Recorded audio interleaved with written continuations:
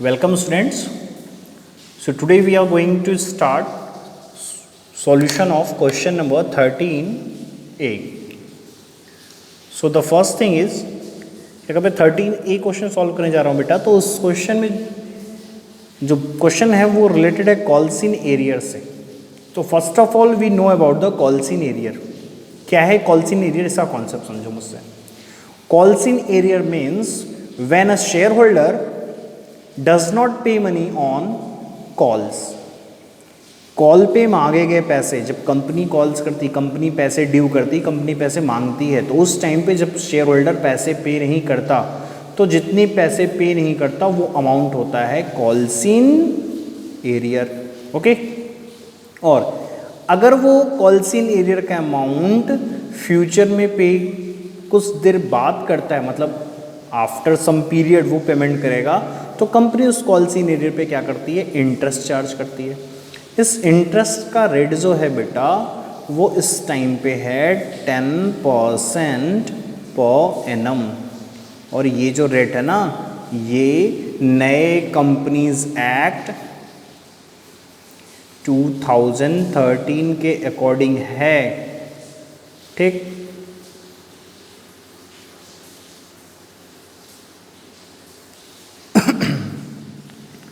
जो इसके पहले कंपनीज एक्ट था 1956, उसके अकॉर्डिंग अगर मैं बताऊं तो वही रेट कितना था, 5% पर एनम था. किसके अकॉर्डिंग, हमारे इसी कंपनीज एक्ट. बस वो एक्ट कौन सा था, 1956. ठीक. तो कॉल्सिन एरियर कॉन्सेप्ट समझ में आया. When a shareholder does not pay money on calls, that amount known as calls in arrear, and interest charge on that arrear is the rate 10% per annum according to New Companies Act 2013. But बेटा एक चीज़ और, हम interest on arrear ये हम नहीं पढ़ेंगे. अब कहोगे सर क्यों नहीं पढ़ेंगे, आप ये क्यों कर रहे, इतना बड़ा अन्याय क्यों. The simple thing is CBSE ने इसको सिलेबस से एक्सक्लूड किया, इंक्लूड नहीं किया, एक्सक्लूड कर दिया है. तो फिर हम इस पर अपना टाइम वेस्ट क्यों करें, हम तो एग्जामिनेशन की प्रिपरेशन कर रहे हैं. तो हम इंटरेस्ट क्वेश्चन में अगर आएगा तो उसको इग्नोर करेंगे, क्योंकि एससी शर्मा ने अपने मैक्सिमम क्वेश्चन में इंटरेस्ट को इंक्लूड कर रखा है, इंटरेस्ट दे रखा है. हम उस पर कोई भी टॉक नहीं करेंगे. Okay. Now I am going to read question number 13A. X limited issue 20,000 shares. कितने शेयर्स बेटा एक्स लिमिटेड इश्यू कर रहा है, 20,000 shares. Okay.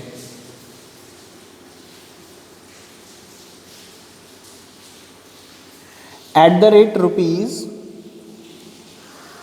100 each,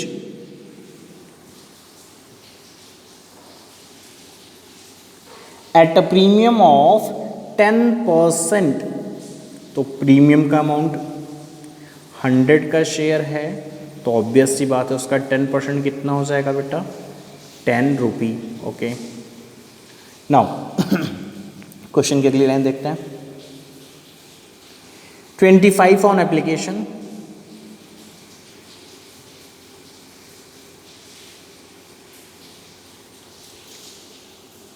50 on allotment,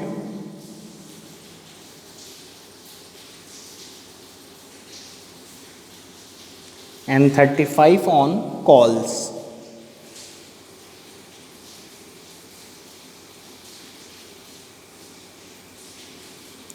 So basically 85 and 25 110.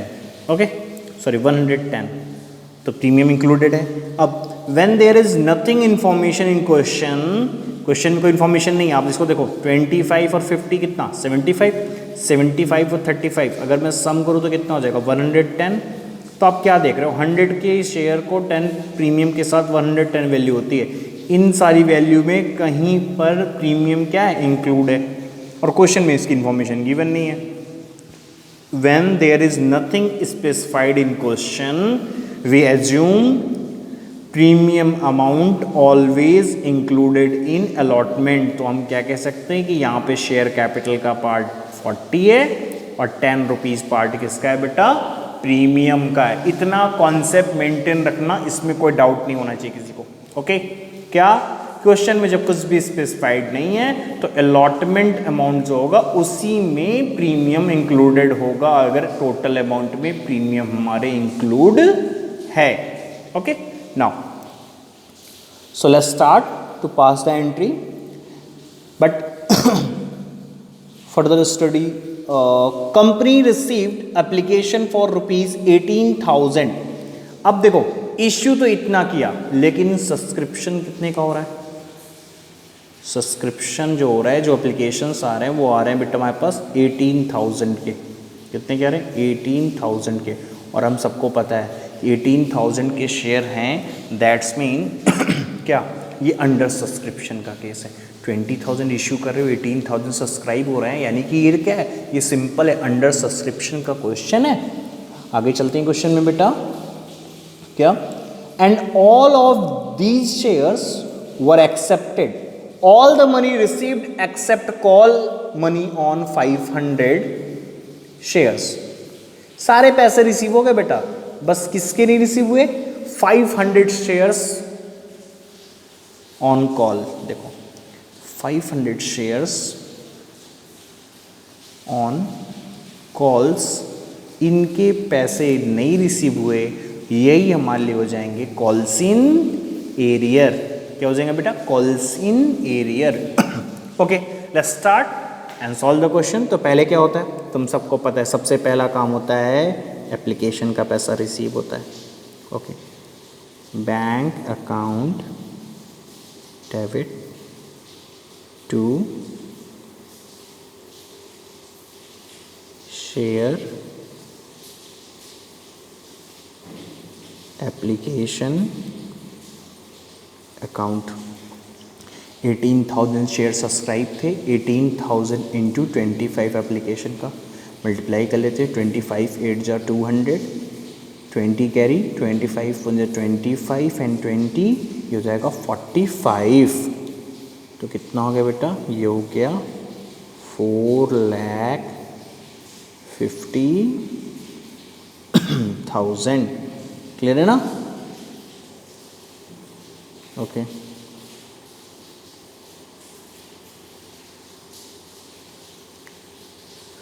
now we going to transfer the application money on share capital. So share application account debit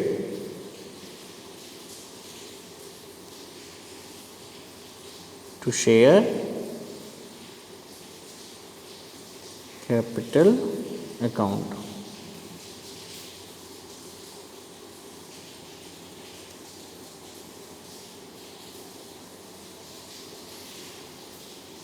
चलो भाई, ये तो अपना कंप्लीट हो गया application.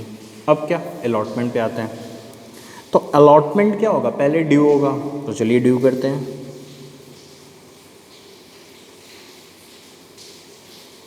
Share allotment account debit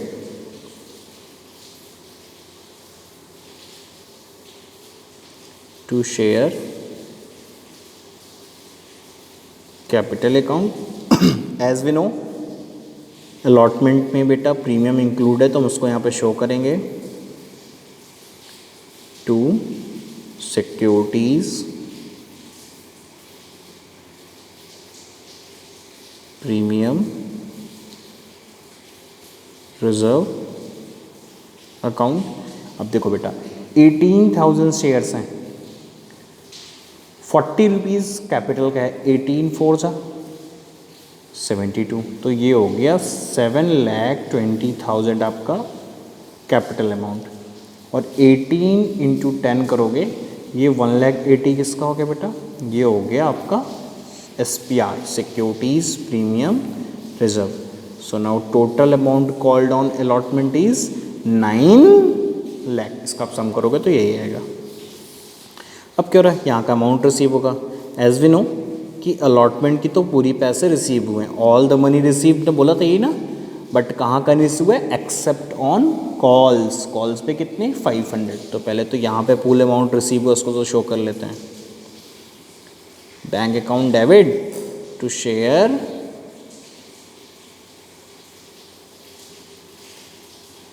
allotment account.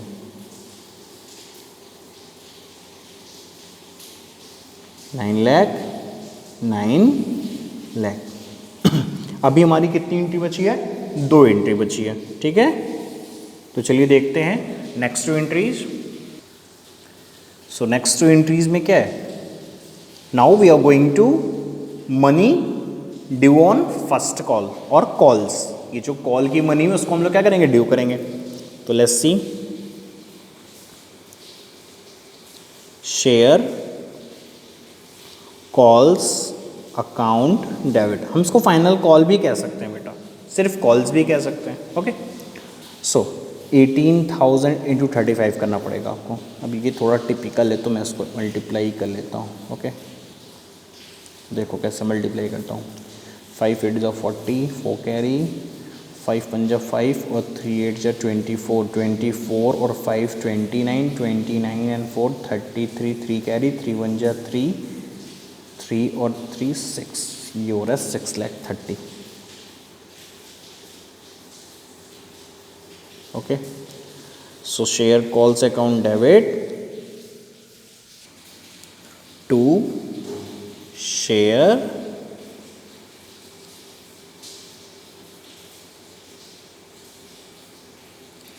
Capital account.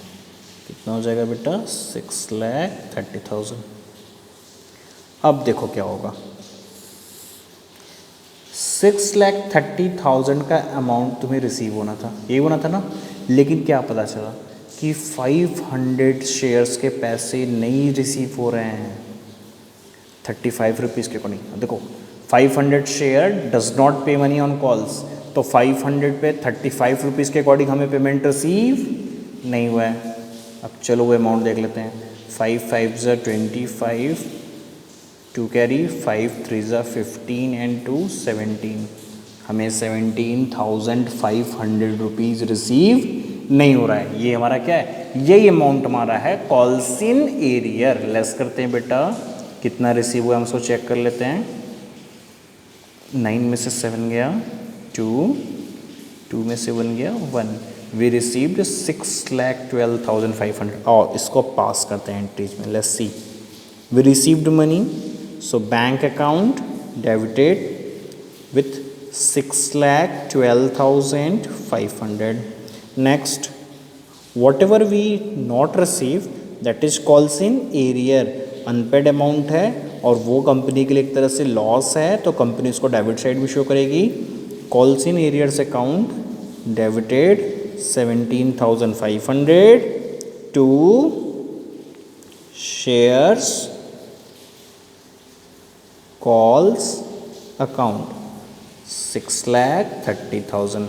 तो ये था अपना फुल क्वेश्चन। किसका बेटा? 13A का। Hope you guys enjoyed. Question में कुछ भी नहीं था, बस हमें एक चीज़ पे फोकस करना था और उसको हम क्या करेंगे, जहाँ पे अमाउंट रिसीव नहीं हुआ है उसके ड्यू अमाउंट से वो सम हम क्या कर लेंगे बेटा? लेस कर लेंगे। उसके बाद जो आएगा वो हमारा क्या होगा? वो हमारा होगा रिसीव्ड अमाउंट।